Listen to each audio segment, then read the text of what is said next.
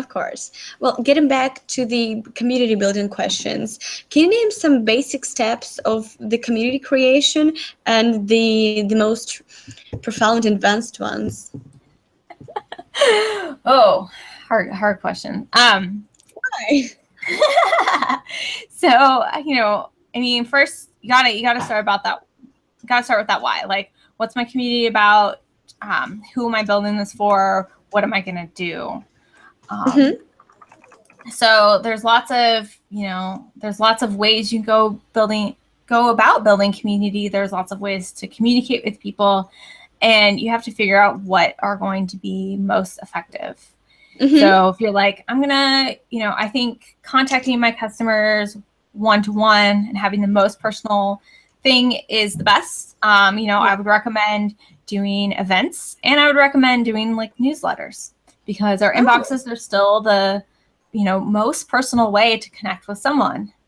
And then you have to be like, okay, well, what am I putting in that newsletter? Yeah. Do you personalize them or something like that? I mean, personalize or just kind of hit the topic area that they're interested in. So like over my time at Moz, I was in charge of like 4 different newsletters for them. And one of the most successful ones is their top 10 newsletter, which is articles throughout the industry that they considered like the top 10 articles in the last couple weeks. And like, that's all the newsletter is. It's just like links to other people. But it makes great content because people know it's a huge mailing list, because people are super engaged with it. And if your article gets in there, you'll get a lot of traffic and a lot of views on your site, which is, what most people want. So, it's really impactful for creating that kind of community bond, but it's not hyper personalized, right? You're not sending someone super personalized information. Now, if you can always up personalization. Like, I always think about that. One thing recently that I ran into that I thought was fabulous personalization is from inbound.org. So I was on their site looking at a job, and I applied for a job through it.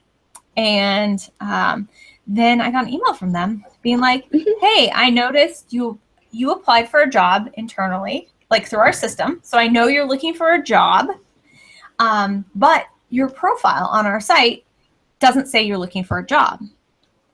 You should go in and update the settings in the profile to say that you're looking for a job, right? And not everyone, is open when they're looking for a job. So it was just a personal email to me. It was in my inbox, right? No one saw that. If, I was trying to not let my boss know I was looking for a new job. But it was a great way. And I was like, of course, I'm going to click on this email. Of course, I'm going to open it. Of course, I'm going to go to their site and, change my profile to say that I'm actively looking for a job. Right. And then this also gives Inbound more information about me. So now they send me emails, being like, hey, we found some jobs in Seattle. Like, here's some new postings. Yeah. Right. So it increases me going back to a site that honestly, I don't use it very often, right? But it definitely got me back on their site, and it got me engaging with their community again, and, giving value to the people who, you have to pay, right? A company has to pay for a job listing on this site. So of course they want like real applicants applying who are like good candidates. Yeah. So it creates that, full circle back again. Okay, thank you so much. And the last question will be about the project that you're so passionate about. Of course, it's Geek Girl Con, and I'd like you to use it as an example and to explain us how can someone, especially a complete newbie with zero experience, create their own in-person events? Because definitely you've mentioned it before. So one of my favorite things about events is that they are about 10% your brain and 90% perspiration. Yeah. So it's really about doing it. So events are fabulous because they work on a timeline, right? You set your date for your event and you work backwards from that.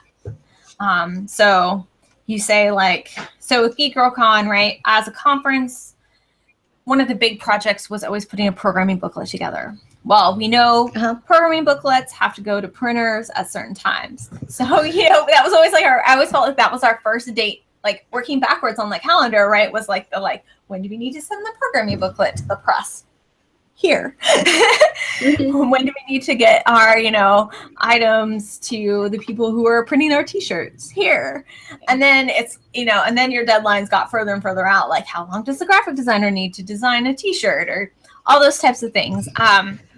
So, not everyone does events that are this elaborate, and you don't have to do events that are super, time consuming or anything like that. The first thing with events is that you always, figure out what you want to do. And then the first thing is to secure your venue. Don't announce your event until your venue is secure, until you can actually tell people, yes, you can show up at this time, this date, at this place. That's a huge thing. And you want to figure out your budget for your event as well, and how much money you'll be able to, put towards it. And, it may be a shoestring budget, or it may be, MozCon was $1.3 million last year. So I've worked with budgets, all these different sizes, with Geek Girl Con. We started advertising that we were going to, put on a con, but we didn't give anyone any sort of dates, like that this was our goal. So our first, we put on, I want to say like 200 events, fundraising events before that first conference, which is about a year and a half in the making. And, we went to bars who, were like, hey, we support you, so we're going to let you use our space for free. People had to buy their own drinks, but, we had like a cocktail party, or, we had friends who were burlesque dancers who came in and said, hey, we really love this idea of this community. We'll do a free show. We'll do a free fundraising show for you. And, sometimes, you had to be like, okay, we got to pay the venue for this one, or we're going to buy some hors d'oeuvres here, or we're going to, pay the performers, or like whatever. Like sometimes you have to, put some money. So you got to figure out, how much you can actually spend, and what it's going to look like, and how you can serve that audience, and what they're going to be interested in, or, where you might have to have your staff or yourself fill in. You might have to do things you've never done before. I emceed a burlesque show one time for a Geek Girl Con fundraiser, because the person who was supposed to MC it, who was part of the burlesque troupe, she got sick. So she couldn't make it. So I got told, half a day before the show, they're like, so we don't have anyone to MC this.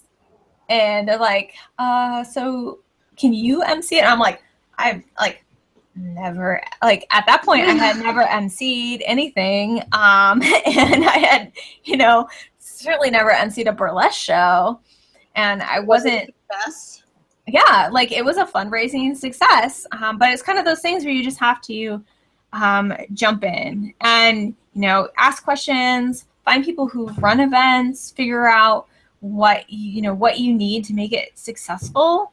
I would say being very consistent about your brand and your quality of the event you're putting on, and making sure that everything is kind of tied up and locked down is really important. And you as an event runner,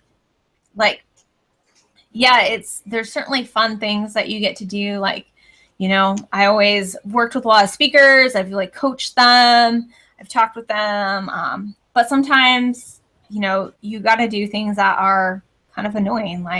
I've certainly picked up trash in venues beforehand, right? That's not fun, but that's something I had to do. Or at a MozCon one time, the tampon machine was broken in the women's room, so I had to send a staff member to the drugstore to get supplies for our female attendees who needed them. These are kind of non-glamorous things, but as an event runner, you only have so much time, but you also have to fill in for all the things that you kind of have to see the whole thing, and then be like, okay, this overall thing is good. okay, are we missing something? Like what's happening Mm-hmm. here, or what can we do next time to make it better? Or, you know, if we know our promotional calendar looks like this and our ticket sales peak at certain times, but we still need to sell more tickets, like where do we need to put more promotional plugs in? Or how can, you got to take it, especially promoting events, you got to take advantage of that, all that time you have. And you got to look at it as a countdown clock. Like Okay. I'm like tomorrow. So tomorrow I'm having a birthday party. My birthday is next week. Oh, congratulations. Thank you. And like I'm doing all this winter baking. So I'm going to get off this webinar and I'm going to go bake for the rest of the day. Because my countdown clock for my next event is happening. Sure.